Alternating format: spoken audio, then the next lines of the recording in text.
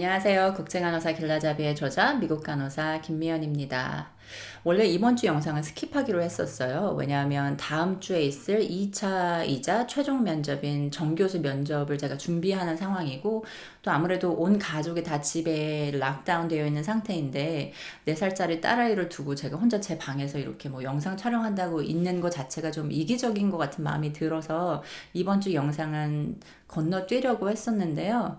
한국에서 지금 미국 간호사를 준비하시는 분들이 굉장히 그 이모셔널 서포트가 많이 필요한 상태라고 생각이 들었고요. 그 이유는 바이러스 감염 상태 때문에 다양한 부분에서 행정적인 처리가 늦어지는데, 학교를 준비하시는 분들은 그 학교 시작이라던가 비자를 어플라이하고 또 받으시고 하는 부분에 있어서 업무 처리가 너무 늦어지다 보니까 과연 학교를 제때 시작할 수 있을지가 의문이라고 걱정이라고 하시는 분들도 계시고, 또 미국 간호사를 취업을 다 준비하셔서 영주권을 넣으려고 하셨는데 2020년 2월까지는 currently open, 영주권을 넣으면 바로 프로세스를 진행해 주는 상태였다면 바로 다음 달인 3월부터 2017년 1월 1일로 그 날짜가 후퇴했습니다. 통상적으로 3년 정도 현재 영주권을 넣으시는 분들은 기다림이 있을 것으로 예측을 하시면 되겠는데요. 저도 뭐 법률 전문가는 아니기 때문에 자세한 법률적인 상담은 변호사한테 하시는 게 맞지만, 저의 경험에 비추어 볼 때 저는 당시에 제가 영주권 신청을 했을 때는 약 7년 정도의 기다림이 있었어요. 5년에서 7년, 어떤 분들은 10년까지 이제 수속이 어그러지는 경우는 그런 기다림도 있었는데,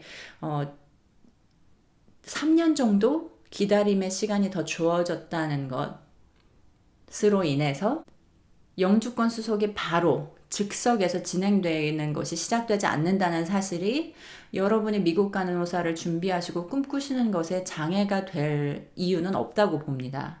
왜냐하면 누누이 말씀드리지만 미국은 간호사가 부족하고 앞으로는 더 부족할 거고요.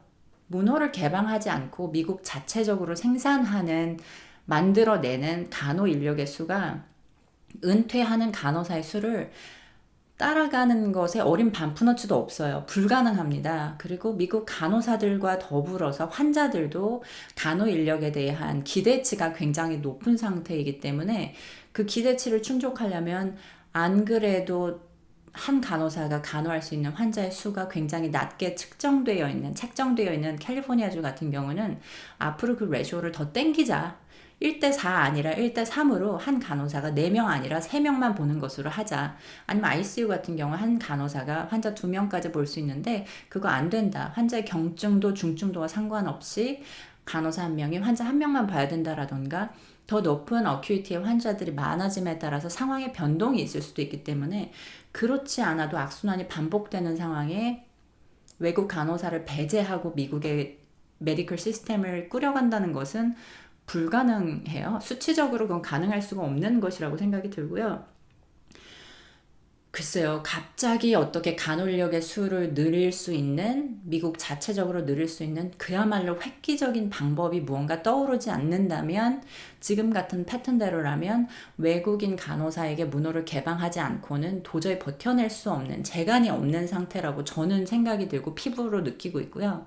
따라서 미국 간호사를 준비하시는 분들, 특히 2020년 3월자로 오픈된 비자 블레틴 때문에 좌절하시다면 절대 좌절하지 마시라는 거.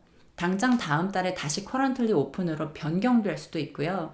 또 2017년 7월에는 이례적으로 문호 개방이 한 번, 그러니까 비자 블레틴이 2번 오픈돼서 그 전까지 준비하던 간호사들이 막차를 탔다고 표현하는 그 기회를 통해서 영주권을 받고 완전히 다른 삶을 살게 되신 분들도 계시거든요.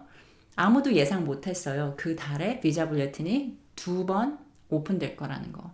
그래서 15일간의 커런틀리 오픈한 기간이 있을 거라는 것은 그 누구도 예측하지 못했습니다. 다만 준비하고 계셨던 분들은 그 기회를 잡으신 거고, 저처럼 준비가 되어 있지 않고 미국에 온 지 얼마 되지 않아서 영주권 스폰서를 계속 찾고 있던 사람은 그 기회를 탈 수가 없었던 거고요.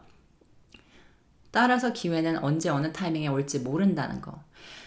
같은 맥락에서 지금 너무나 간호사가 부족하기 때문에 텍사스주의 경우에는 간호학과를 졸업한 사람이 아직 미국 간호사 보드 시험, 면허 시험, NCLEX를 치르거나 패스하지 않았더라도 그 졸업하는 인력을 병원에서 널싱으로 끌어다 쓰겠다는 이야기를 하고 있는 상태고, 또 실제로 테네시 주에서는 영어와 미국 간호사 면허가 준비된 필리핀어 간호사들을 수백 명 단위를 지금 하이어링 하고 있는 상태이거든요.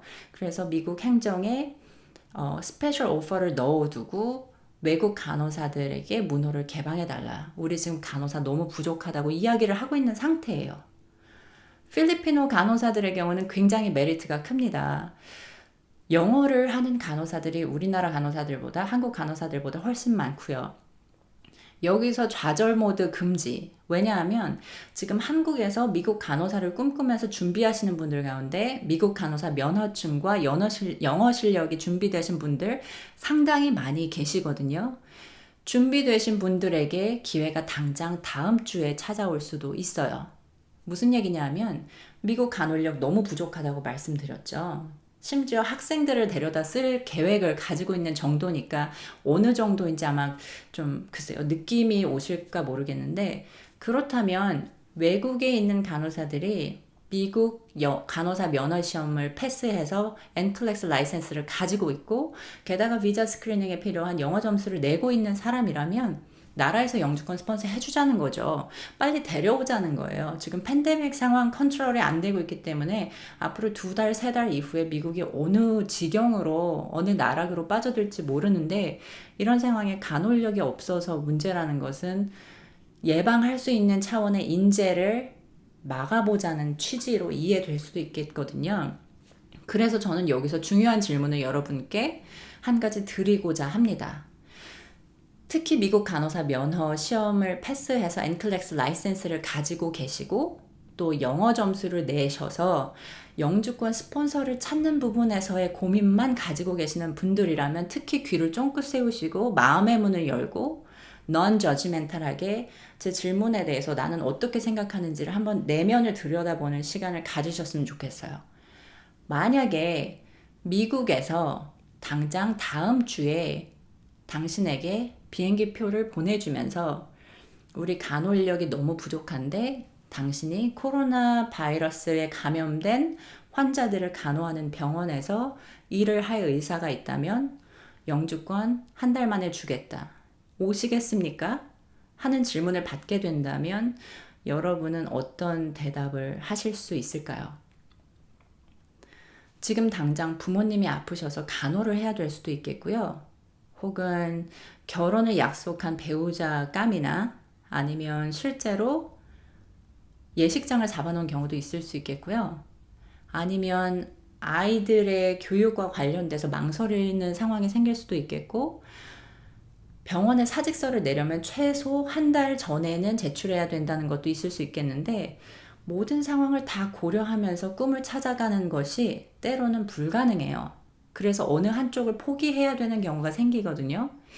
물론 저를 비롯해서 많은 분들 비슷한 경험 하실 수도 있겠지만, 결혼을 생각하는 이성 친구와의 관계를 정리하고 미국행을 선택해야 되는 경우 충분히 생길 수 있다고 생각합니다. 그랬을 때 그럼에도 불구하고 내가 미국행을 선택하겠는가? 게다가 코로나 바이러스 감염된 환자를 간호하는 거점병원에서 근무를 해야 되는데 감염에 대한 위험과 부담을 안고 누가 있겠습니까? 외국에 오셨을 때. 혼자겠죠. 아마도 기숙사 같은 곳에 살면서 병원에서 내주는 거주 환경에서 혼자 문화적인 부분, 언어적인 부분에 대한 장벽을 매일 넘어가면서 사셔야 될 텐데, 그런 기회가 왔을 때 과연 다음 달에 해약하고 위약금을 물어야 하는 적금 통장을 깨고 올 계획을 만드실 수가 있겠는지, 오늘 내일 하시는 부모님이 계시다면 건강상의 이유로 모든 가족들이 촉각을 곤두세우고 있는 상황에 엄청 욕먹을 수 있어요. 야, 그 집 딸, 그 집 아들 그렇게 안 받는데 그 미국 간호사 한다고 글쎄 부모님이 이렇게 생사를 오가는 상황에 비행기 타고 미국 갔단다. 이런 얘기, 비난을 감수하게 될 수도 있어요. 그랬을 때 여러분들은 어떤 결정을 하시겠습니까? 인생은 생각보다 길기도 하지만 짧기도 하거든요. 그리고 뭐 반대로도 마찬가지죠. 짧기도 하지만 길기도 한데 이럴 때 기회가 쉽게 오지는 않죠. 언제 어떤 기회가 오더라도 내가 준비된 마음으로 그 기회를 어떤 마음으로 수용하는지는 온전히 여러분에게 달려있고 준비된 자에게만 기회가 온다는 것. 그리고 준비가 되어서 기회가 왔는데도 내가 처해 있는 상황들 때문에 그 기회를 잡는 것을 조금 망설이는 아차하는 순간에 기회는 떠나갈 수도 있다는 것. 물론 현실적으로 지금 법안이 생겨났다거나 하는 건 아니에요. 근데 이런 이야기들이 계속 꾸준히 나오고 있는 상황이라면 2007년 1월에 없어진 스케줄 A와 같은 간호 인력을 데려오는 특별 법안이 전 충분히 생겨날 수도 있다고 생각하거든요. 그랬을 때 준비된 여러분들만 그 기회를 잡으실 수가 있어요. 영어, 면허, 마음가짐. 그래서 진지하게 한번 생각해 보시고 기회를 위기로 삼으셔서 미국 간호사의 꿈을 꾸시는 분들 가운데 망설이는 분들이 계시다면 기회는 충분히 온다는 거. 다시 한번 강조하고 싶고, 부족한 간호사는 한순간 외국에서 100명, 200명쯤 간호사 데려온다고 해결된 문제가 아니기 때문에 그 기회는 중장기적으로 6개월, 1년 뒤에 올 수도 있다는 것.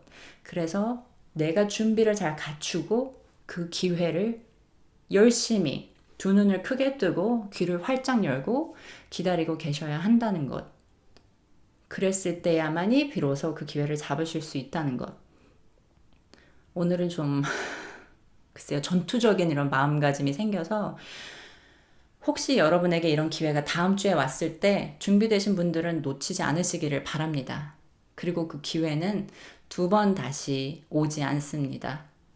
그래서 오늘을 사시는 여러분들께 오늘 하루 그야말로 지구가 내일 멸망하더라도 한 그루의 사과나무를 심는 마음으로 최선을 다해서 오늘 하루 살아내시기를 바라고 또 저 또한 그렇게 하겠습니다. 지금 여러분 계신 곳에서 안전하고 건강하시게 특히 오늘 하루 꿈을 향해 나가시는 분들 마음에 힘을 많이 얻으셨으면 좋겠어요. 긍정 에너지 보내드리면서 오늘 영상 마무리하겠습니다. 오늘도 당신의 꿈을 응원합니다.